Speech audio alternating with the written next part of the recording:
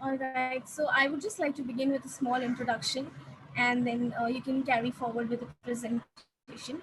So, good evening to all the students, to all the educators, counselors, and parents who have joined us on day 2 of the Filling Your Common App webinar series. And I welcome Karen Scott from Texas Christian University, who will be taking us through testing. And so much we know that now we have so many doubts related testing and whether we should take it or what's the importance of it. And I'm sure this webinar will be a great insight to it. So, a little about Next Genius. As we know, it is a registered charitable trust in India, and we offer full and both partial tuition scholarships to grade 12 students and also students who are in their gap year.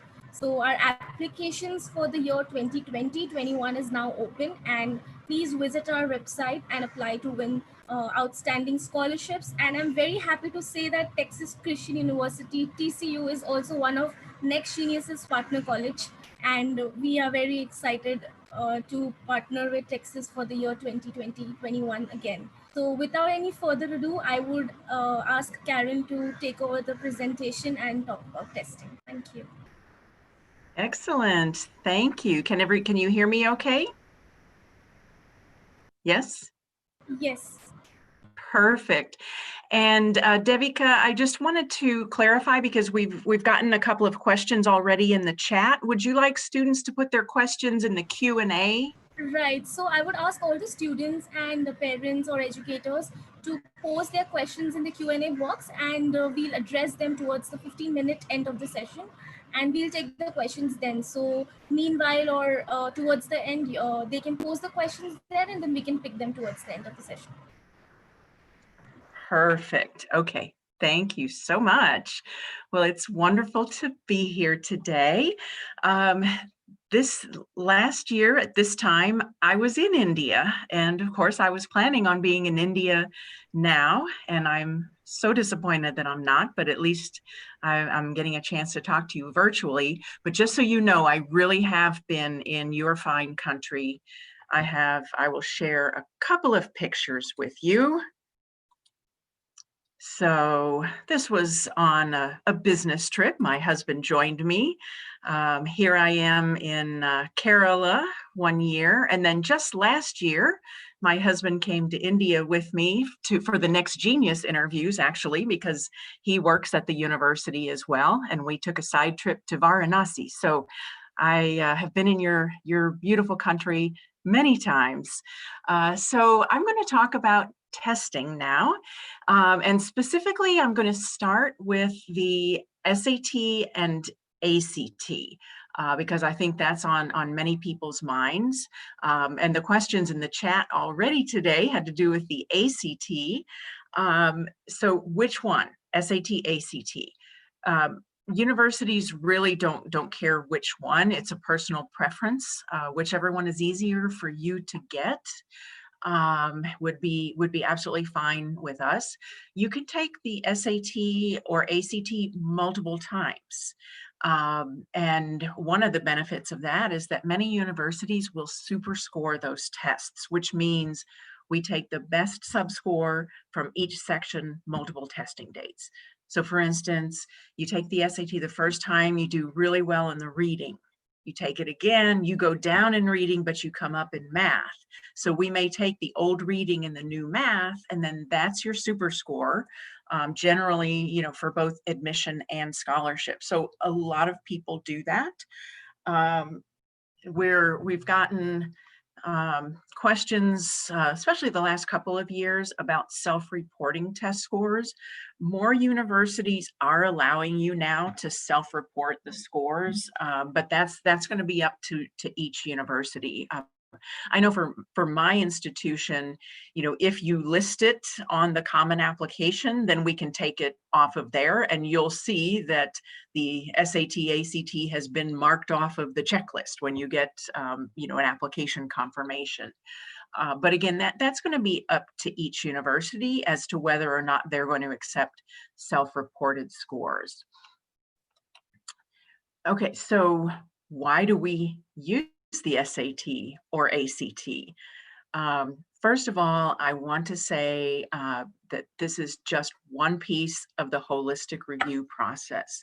And throughout this weekend of the series of workshops that you're going to, you're going to get a sense of what holistic review is. You know, we look at many different aspects of your application. It's rarely going to come down to just one thing. Okay, so that's my first point, but it is a standard measure. You know, it does help us compare students from different school systems. You know, some of you are on IB or AP. A lot of you are doing the Indian boards. And so this is one common measure, you know, that all students, you know, can be compared to. Or plus, I know within India, you have different kinds of boards, and some are more competitive than others. Some are known to have tougher grading than others. So again, the SAT is kind of that standard measure. And I'm going to say it again, but it's just one piece of the holistic review process. Is just one piece of the holistic review process. I didn't accidentally write that phrase 3 times on this slide. So I just wanted, you know, to really emphasize that, because I know students really stress out about these tests, and I get it, believe me. So what are the drawbacks of the SAT, ACT? You know, a lot of people will say that it's not as good of a predictor of success as the grades in school or your exams, the board exams, etc. There may not be as much test prep in India as there would be, for instance, in the US. In the US, I think, you know, some schools kind of teach to that testing, and they really prepare students.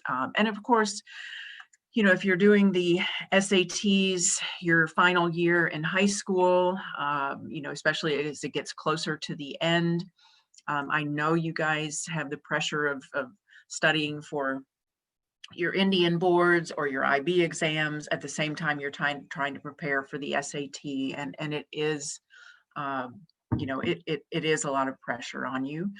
And of course, especially the last year or so, we've had terrible issues with accessing these tests and having tests canceled. And I'm not talking about during COVID. I'm talking about, you know, pre-COVID. Now with COVID, of course, there were other issues that testing this past spring, you know, March, April, May, still continuing, you know, tests have been canceled, you know, due to safety measures. And so, you know, for this year in particular, those of you who are going into your final year or in your final year of school, I know that is a huge drawback. So with that, I wanted to address test optional. So many colleges are going to give you the option of submitting the SAT and ACT or not submitting it, especially this year. So for instance, you know, I'll use my own university. We've always required the SAT and ACT of all of our students, including international students, Indian students.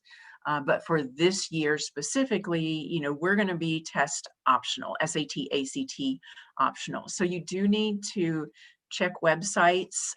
You may check websites, you know, closer to the time you're applying again, because universities, I think, are still kind of updating their materials.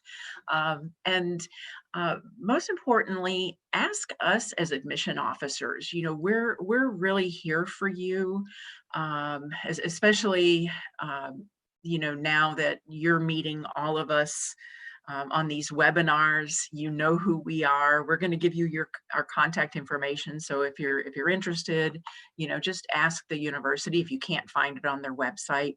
And certainly for the partner universities, Next Genius may know that as well. So there may be a custom question on the CommonApp that asks if you want if you want your SAT or ACT score to be considered. And so that's what we're doing. So when it asks about testing, there is going to be a separate question that asks, do you want this to be considered? And if you say no, then the college that you're applying to will not look at it.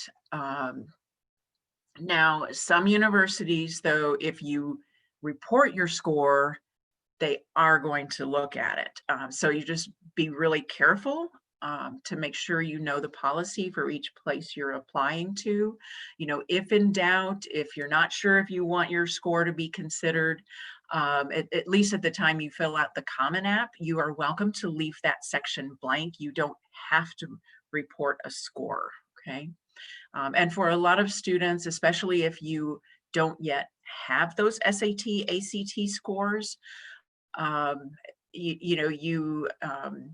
can, when you register for the tests, you can sign up to have them automatically sent to universities, or you can decline that. And so what many students will do is they'll wait until they see their scores, they see the results, and then they decide if they want to send them to the university, okay?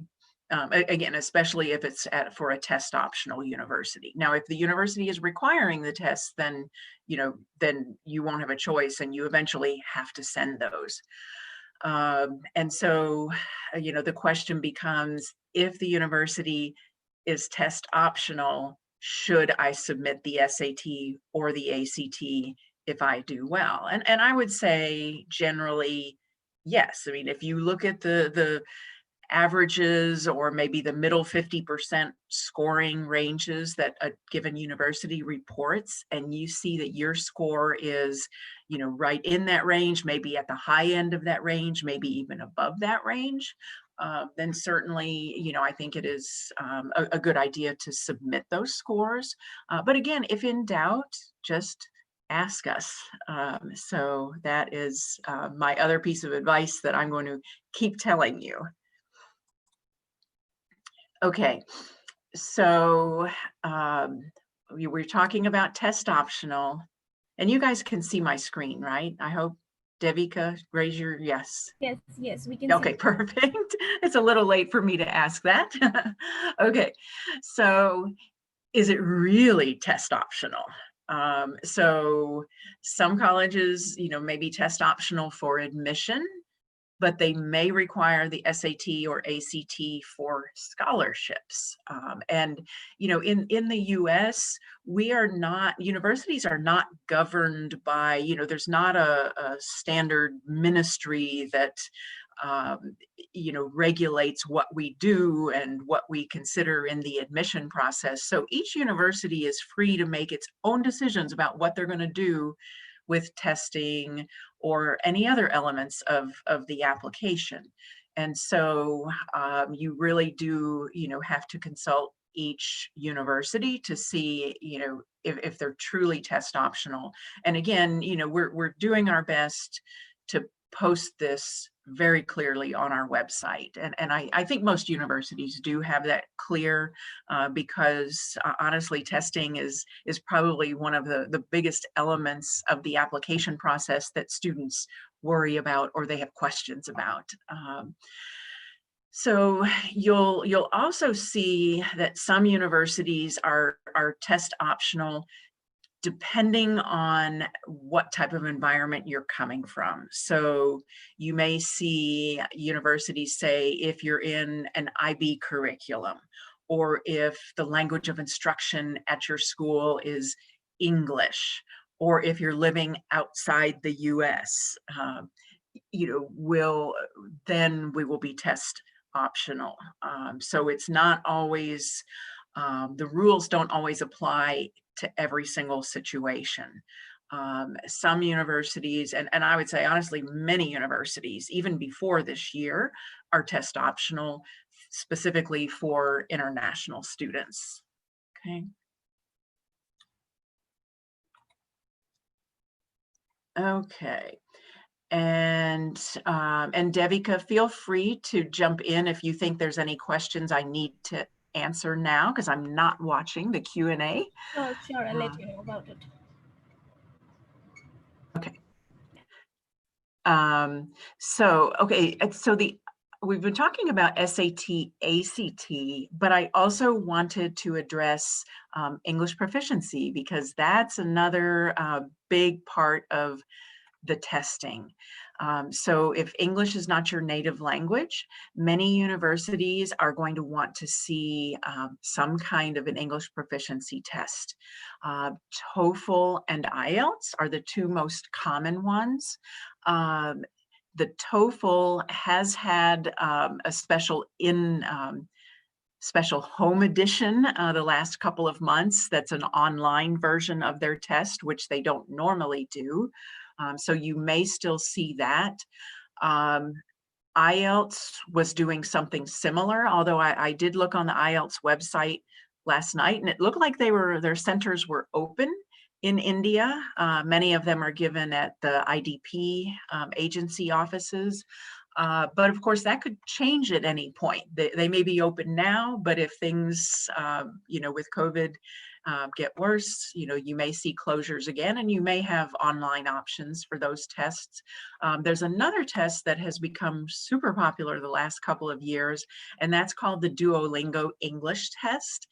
And Duolingo actually started as an online tool. So it's always been online. You can take that anytime you want from the comfort of your home.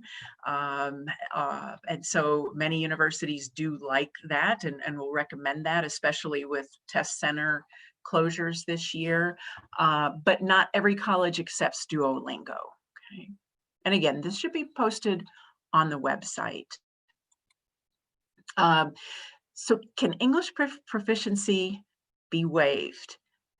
Again, this is going to be specific to each university.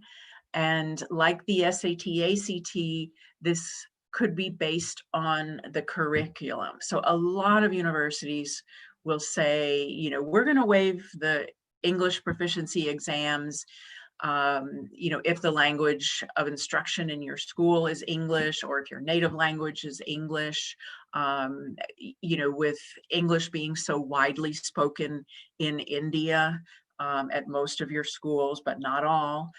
Some universities are going to waive it based on that. Or if you do well on SAT, ACT, we may waive this. Although the English proficiency exams do give us something additional to consider. So for instance, if your SAT reading section is a little bit low, but then you do very well on these English exams, that can reassure an admission officer. And you could get asked about testing when you go to the US Embassy for your interview. That doesn't usually happen, but I've heard that it could happen. So I think it's always a good idea to take one of these English tests because you never know what university you're going to be applying to that may ask for it. And again, ask us. That's the common theme. Okay, so I'm going to pause here and look at the Q&A. And so somebody asked about fee waivers for ACT, and I honestly don't know how to get that fee waiver for the ACT. Maybe, I don't know if Devika, if you guys help them with that, but that would be specifically through the ACT website. In terms of the university fee waiver, like when you're submitting the CommonApp, because that was another question earlier, if getting a CommonApp fee waiver, there's a form that your school counselor, if you have that person, that they can fill out requesting that to be waived. But there's actually a question on the CommonApp about fee waivers. And I know for us, when you check that box saying, yes, I want a fee waiver, it will give you a couple of options. And for us, you can just click the box that says university-based fee waiver. I think most universities are pretty flexible on students asking for fee waivers, and they don't usually ask a lot of questions. So, feel free to check that box. And so again, we've got another question here, and I think I probably addressed this. Should I take the SAT, ACT, even though many universities have made it test optional? Personally, I would say yes, do take it, because there's a chance that at least one university you're applying to is going to require it. And then, if you suddenly learn, in February that that your dream university requires it and you haven't taken it, then I think you may have regrets. So I would say if you can get access to it, do it. But all of us as universities are going to be watching that very closely. And if test centers, remain closed the next couple months, then I think probably almost everybody will be test optional. But again, if you can get it, I would take it. Maybe don't report the scores yet. Just wait till you get the scores back and then decide. And can we super score with PSAT? Generally speaking, universities don't use the PSAT for admission purposes. That's kind of a practice test for you. And usually we don't even see the PSAT scores. So generally I would say no, the universities aren't going to super score the PSAT. Let's see. This is a good question, is taking the SAT, ACT multiple times viewed negatively by the top universities? I would say no. It depends on how many times you take it, though. If you take it 2 times, I would say nobody's going to question that, because most students do take it at least twice, at least prior to this year. Even 3 times. Now, if you take it more times than that, then we start saying, well, yeah, of course she got a higher score because, she's taken it so many times. So I would not take it more than 3 times. I think 2 times is good. But universities generally don't average the score, because I know I sometimes get questions about that for students who are worried about multiple testing. So we're not going to average. Either they take the single highest or they super score, as I talked about earlier. And board exams, again, they are important. I'm just going down the list of questions in order that I got them. But as I mentioned earlier, it's not going to be the biggest component. Generally speaking, universities are going to look at your work in school, and if you've done the Indian boards, they're going to look at your standard 10 board exams. If you have predicted results for your standard 12 boards or predicted IBs, we'll look at that more so than we will test scores. And of course, I can't speak for every university, but that's generally what you find is the testing is going to be secondary to your academic preparation that you've gotten for 12 years in schooling. So let's see, Duolingo. I think some of these questions came in before I started talking. So here's another question. I see an anonymous attendee is already planning on getting his or her PhD. Awesome, congratulations. There's a whole different set of test scores for master's and PhD programs, and it kind of depends on what program you're applying to. But certainly when it comes to English testing, though, graduate programs will often require exactly the same English tests, but they're not going to require the SAT, ACT, because that's really only a test that you take when you're in high school. So wherever you're going to university for your undergraduate program, starting next year, your university is going to guide you regarding which tests are required to get into graduate school. And so, let's see, I think we already answered this question. Someone was not happy with their December 2019 SATs. Yeah, I wouldn't submit it now unless you know that you have to. Here's a question. Will SAT affect my admission or financial aid? And I think we've discussed admissions, but we haven't discussed financial aid yet. And you may be hearing a little more about financial aid later, but this could, if you're requesting a significant financial aid package, and if a university has, limited funding to spread around, then they may, have to consider things like your test scores, your grades in school, everything. Again, it's not going to be the single factor, but it can certainly have an impact on scholarships or financial aid. Okay. So we have a question. I'm an average student, so what are my chances for admission? The greatest thing about the United States is that I think there's a place for everyone. And so oftentimes, you hear about the most competitive universities that admit only a very small number of students.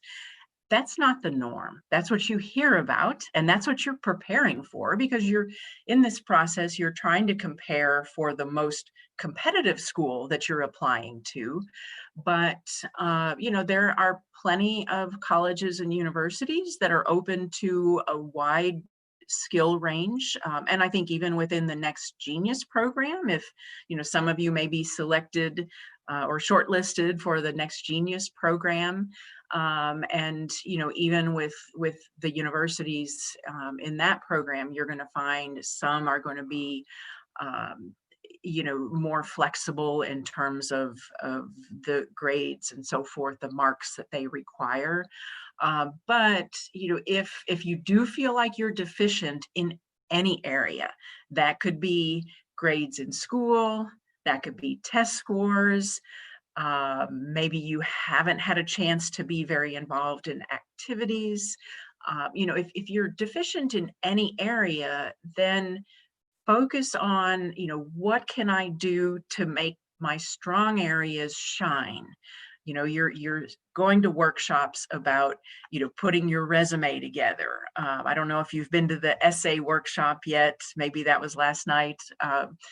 But we're trying to help you prepare a successful university application. And so, be really mindful of those things that you have control over. If you were a weak student, the first couple years of school, there's nothing you can do about that at this point.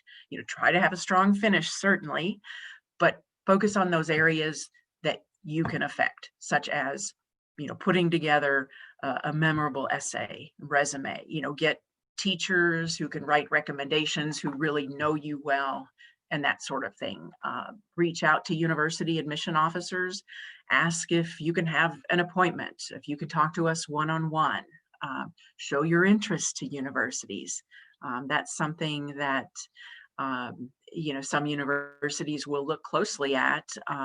They'll say, what is the demonstrated interest of this student that I'm seeing? Has he been engaged with us a lot?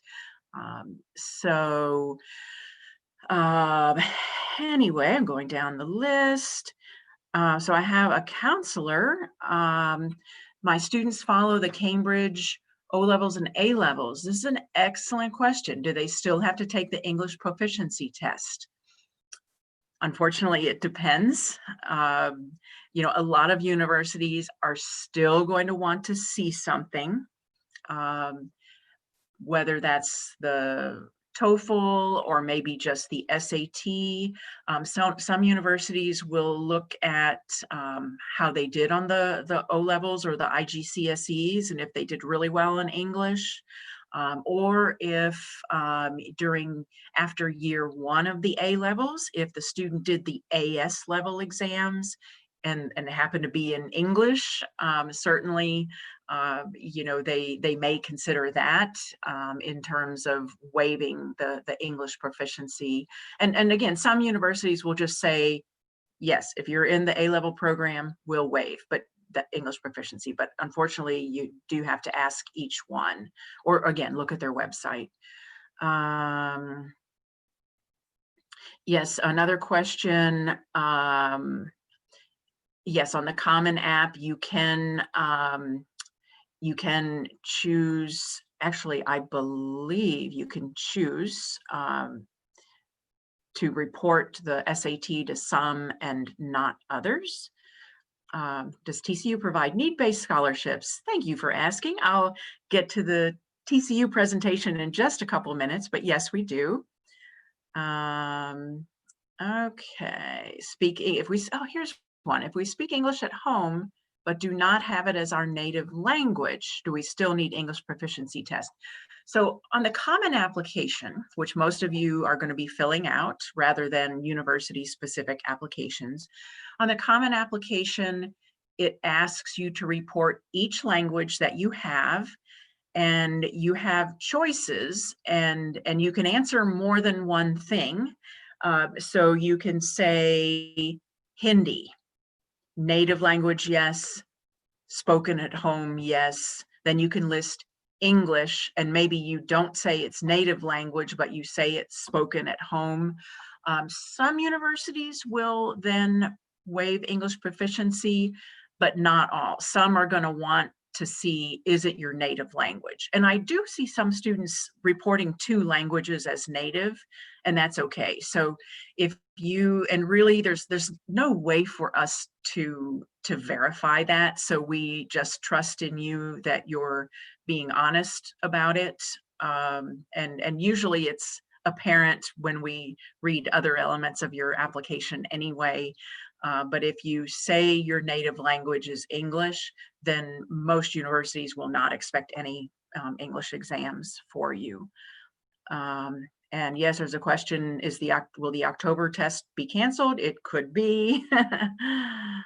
Yes, and thank you, Mr. Kumar mentioned that the SAT fee waiver, that your school counselor can help you with that, absolutely.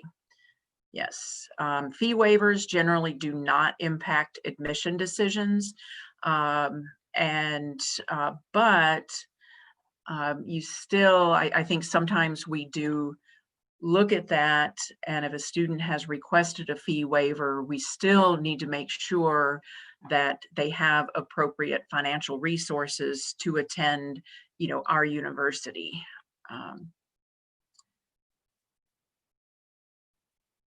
Okay, so there's another question, what if the university doesn't waive English proficiency, but we're not able to submit it? At this point, I think the expectation is going to be that, you've got plenty of time to take an English test before this application cycle is over. And given the fact that Duolingo is available anytime, night and day from your home, or if you don't have a good internet connection at your home, perhaps you can find, maybe a computer at your school or at a library or some public place to take that test. So I think most universities are going to expect it because of the ease of access. Okay, let's see. I'm going down getting close to the end of the questions. Okay, and here's a question from Dikshanya. The language of instruction is, let's see. Oh yeah, I think I already answered that question. I'm in grade 11 right now. How can I prepare from now on for admission? That's a great question. What you're doing this weekend is preparing you. If you're in grade 11, congratulations that, you're preparing in advance. You will have plenty of time then to prepare for testing, submitting a preparing a winning essay. Now, a lot of universities that weren't previously test optional are test optional for fall 2021, but they may go back to requiring SATs, ACTs for students applying for fall 2022. So tune in. I can't begin to predict that yet. Oh, this is a good one. Okay. How would the universities know the number of times a student has taken the test if you only present the highest score? Good question. Yeah, we would not know it unless you submit all, all the scores, but otherwise, no, we wouldn't know it. Okay. Yeah, somebody's asking about A levels, the exams being messed up. Universities understand that a lot of things went wrong this year with different tests, A levels, O levels, maybe Indian boards. And so we understand that. We're making accommodations. So, please just, if something, if you feel like there's something you need the universities to know that went wrong for you, just make that clear on the application. But for the next couple of years, I think we're all going to be a lot more flexible than normal as to what we see, on those applications or on those test scores. Okay, does U.S. citizen, U.S. passport holder studying Cambridge International Curriculum have to provide TOEFL scores? I would say most universities are not going to require English proficiency of U.S. citizens. Now, that doesn't mean you wouldn't want to take a test, especially if you've never lived in the U.S. Maybe your English language level is not as strong as it would be if you were living here in the U.S. You could certainly present a TOEFL, IELTS, Duolingo, but probably most universities, between the fact that you're a U.S. citizen and you're doing the Cambridge curriculum, most aren't going to require English proficiency.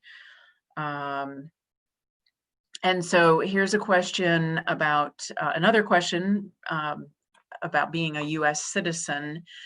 How do I apply for scholarship under U.S. national or international student? Okay, so the best advice I have for you on this is don't worry so much about how do I apply? Do I apply as an international student or a U.S. student? Because that's not really the way it works. When you fill out the common application, there are just simple questions. There's not a separate application for international students or U.S. citizen. And so just think about the pure definition of your citizenship when you answer those questions. So the first question is, are you a U.S. citizen? Yes or no? If you're a U.S. citizen, you have to say yes. Now, you might have two passports. You have U.S. citizenship and Indian. There's another question on the CommonApp that gives you a chance to say that you're a U.S. dual citizen. And there you can write, India on the line next, asking for the second citizenship. But so it's not really a separate process for applying. You just need to answer those questions accurately. So the question about subject tests, and I apologize, I did not prepare for that in my remarks. Some universities are going to require SAT subject tests, especially like the very most competitive universities might look at SAT subject tests in the field that you're applying for. So if you're applying for engineering, they might want to see SAT subject tests in math or physics, something like that. And so definitely if those are required, then you will need to take those. But not as many universities require the subject tests. Okay, and again, here's a student saying they couldn't get the SATs due to COVID. Can I still get scholarships? That's going to be up to each university, but I think lots and lots of universities are going to be very flexible this year if you weren't able to test because of COVID. So you may, in fact, be able to get the same scholarships as a student who has no SATs. But again, that's a decision made by each university. And so for students who are applying for fall of 2022, when should you take the TOEFL? The TOEFL is valid for 2 years, so you can take that now if you would like. You could take it once just as kind of a practice. But certainly if you want to wait a while, you can. But I always think it's a good idea to start testing early and just get that out of the way and relax a little bit. Okay. And so I've got our talent scholarships for 4 years. That's going to be up to each university. Okay. And so I think most of these questions, I think I've gotten, here's the student asking about engineering. Will I get a scholarship? I think that's going to depend on the university. Some universities may have programs that are more competitive than others. For other universities, your choice of major makes no difference. So that's, again, going to be an individual decision by the university. And so I've gotten a few questions about TCU. So I have just a few minutes left, and I'm going to give you just a short overview of TCU. But I see one question right here. Does TCU charge application fees? We do. There's a $50 application fee, but you can also, on the Common application, just check the box saying, yes, I would like a fee waiver, and we will not question that. We actually do not require any additional information. Here, I forgot I had another picture. So this is Harman Chabra, who is our Next Genius, our top scholar this year. Actually, we have a number of Next Genius students, I believe 5 enrolling this fall, who all got some nice financial aid packages, but Harman got the big scholarship from us. And so this was this past January, which was the last time I was on a plane flight. So this was here in Mumbai. Okay, so just general information. At TCU, we enroll about 11,000 students total. 9,500 of those are undergraduates. And this mix is a little bit different from many of our peer institutions. A lot of universities that are similar in size to TCU may have much larger graduate populations, which especially if you're going into maybe some of the STEM areas or even business, if there's an overwhelming number of graduate students, then you might not get as much time with the professors. But at TCU, our main focus is undergraduates. So you should have access to everything and everyone, and you will find your professors reaching out to you, wanting to get to know you. It's been amazing this summer seeing the professors, interacting with the incoming students, by video chat and all kinds of things, but they really do want to know you on a very personal level. Our students come from all over the United States and from usually 85 to 90 countries around the world. Average class size for us is about 27. And the ratio is 13 to 1. But again, sometimes people look at the student to faculty ratio, but that doesn't necessarily tell you the average class size. So I would say the more important figure to know from each university is what is their average class size. Now, your first year, you will have a few big classes, but then they get smaller as you go on up every year.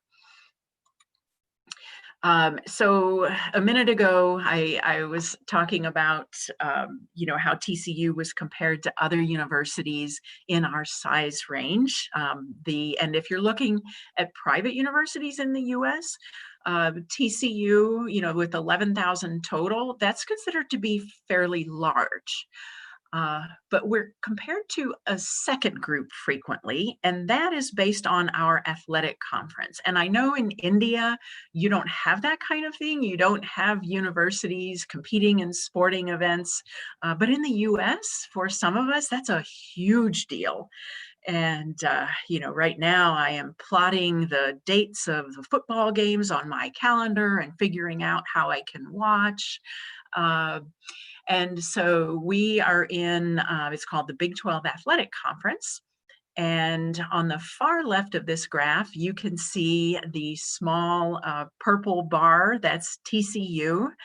And so this depicts the universities, the sizes of the universities in our athletic conference. And we are by far the smallest university in our conference.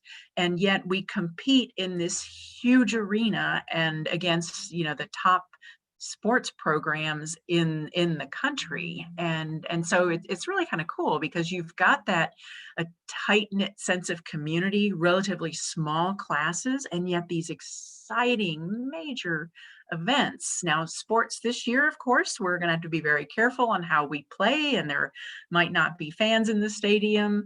But just the range of events and sheer, programming and resources, we'll have major concerts on campus and, all kinds of fun things.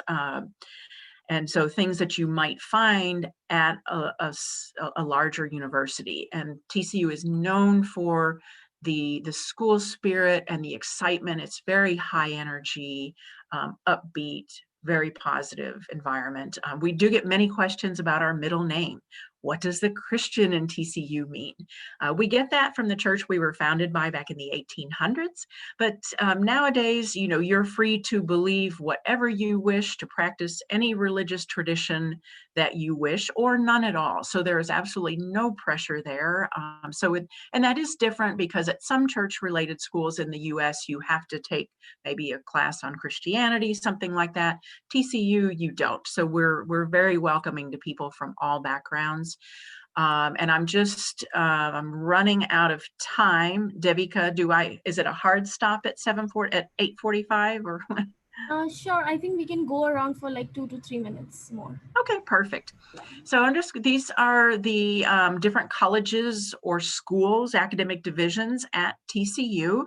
The best known program is the Neely School of Business, typically ranked top 25 in the United States. So if any of you are interested in that, I highly recommend it. The College of Science and Engineering is also the other biggest program at TCU. And so the most popular majors in that college would be things like engineering, biology, computer science, physics, mathematics, and so on. And so many of our Indian students are actually going into those fields, into the STEM areas. So we are quite strong in that. And so I'm just going to flip through. Again, we have about 130 majors at TCU. So there's really, I hope, something for everything, that all of you can find something that you're interested in. So regarding financial aid for international students, we do have some generous financial aid programs. We can cover up to about 2/3 the cost of attendance. And SAT, ACT optional for next year, will be optional for next year. For fall of 2022, we have not yet decided. I'm hopeful though. Typically for TCU, if you have an SAT of around 1350 or ACT 29, then I would suggest you submit it. If it's lower than that, then you might just ask me before you submit it. And then you can see our English proficiency guidelines. If you have a good SAT, we're not going to require English proficiency. But as I mentioned earlier, it doesn't hurt to go ahead and just prepare and take an English proficiency test. And then the last thing I'll say is one of the things that makes TCU special is our location in Fort Worth. It's an amazing city. It's, for Indian standards, it will seem quite small to you. We are the 13th largest city in the US. And the Dallas-Fort Worth area, so we're about 45 minutes drive from Dallas, and we share an international airport, so it's fairly easy to get here. So the Dallas-Fort Worth Metroplex is the 4th largest metro area in the United States. So big metropolitan area, and yet Fort Worth compared to Dallas, Fort Worth is a little smaller. So in some ways, it has more of that small town charm and friendliness and ease of getting around. And like TCU, it's very friendly and hospitable. It's a beautiful city. And the campus itself. I hope you guys will get a chance to check out our video tour because we have a absolutely breathtakingly beautiful campus. Most of our facilities are new here or newly renovated.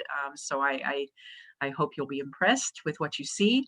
So here is my contact information. If any of you have questions that I was not able to get to, please follow up with me after today. But I think my time is out, so I need to give you a quick break before your next session. So best wishes to all of you. Devika, thank you for being here, and thank you for allowing me to address the group. And you guys had great questions. I'm so impressed with the level of questions that I heard. So very good.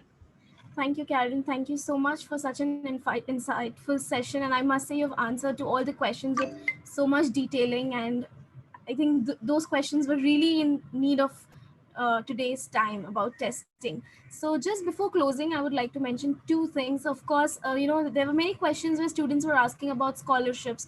So again, if you're a grade 12 student and you're concerned about scholarship, again, you can definitely apply to Next Genius and win a chance to, win full tuition scholarships to colleges in the United States, and Texas Christian University is again one of our partner colleges. And we also have a wonderful resource that is called a 51 essay book, that is 51 essays written by Indian students. It's a book compiled by Dr. Neeraj Manna. So again, so much you'll be requiring to know about how to write your Common App essays. So do check out our website for the book. And thank you once again, Karen. Thank you. Have a good evening. Bye. Bye.